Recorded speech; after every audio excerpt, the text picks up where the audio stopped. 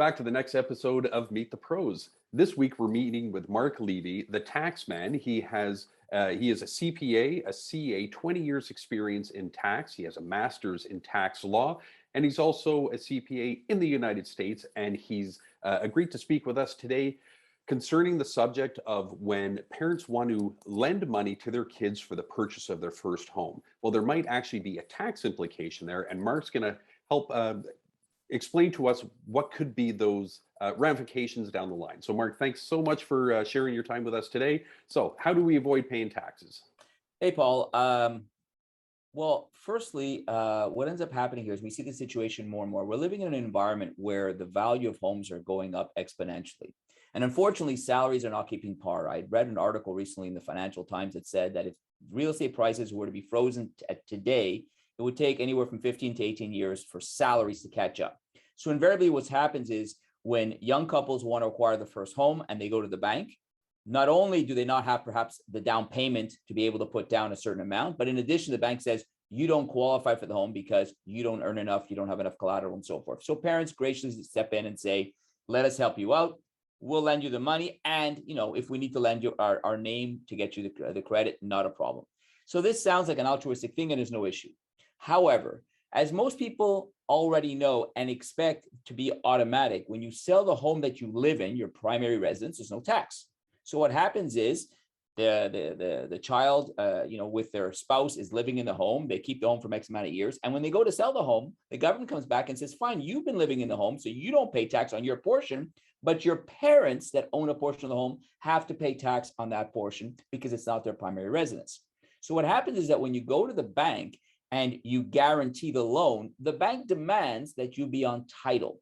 And by doing that, you legally own the home, and you legally, when you dispose of it, or when your kids simply say, okay, I can stand on my own 2 feet, let's take you off title, that's called a deemed disposition, and you're still deemed to have sold it at fair market value, and you've got to pay tax. So how do we get around this? Well, first of all, if the bank is open to you, the parents, not being on title, great, you solve the problem. You just guarantee the loan, you give the down payment, you're not on title, no issue whatsoever. If the bank says, no, we insist that you be on title, see with the bank if it needs to be pro rata based on the amount of down payment or 50-50 with the kids.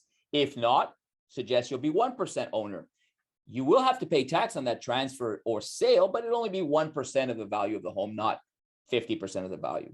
The third option we have is you can act as a nominee. So you are a nominee for your children. And what that means is, in French, it's the concept prête-nom, lending my name. And you are not really the owner. The beneficial owner or the real owner are the children.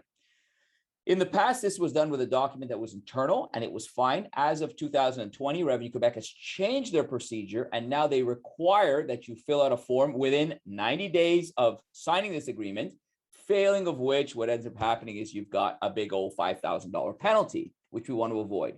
So obviously, filling out these forms is not obvious and so forth. So this is a service that we'll offer. So if anybody's in a situation where they're contemplating lending money to their children to purchase a home, whether it be a primary residence or even a rental property, or just lending their name, their credit worthiness, and they're going to be on title, it's something that you want to look at beforehand to ensure that it's structured properly.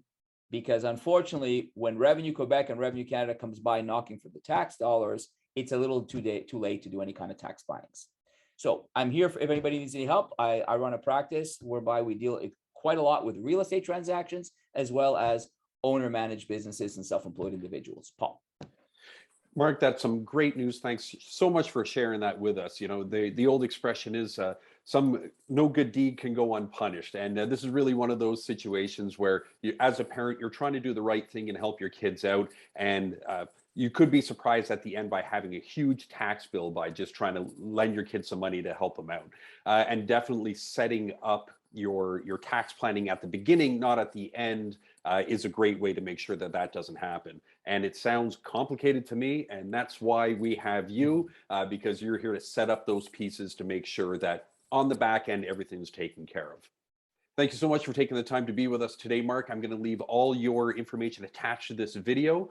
So if anybody has any questions or wants to have a one-on-one with you to discuss their tax planning, they'll be able to do so. Thanks again for your time, Mark. Sounds great, Paul. Thank you very much.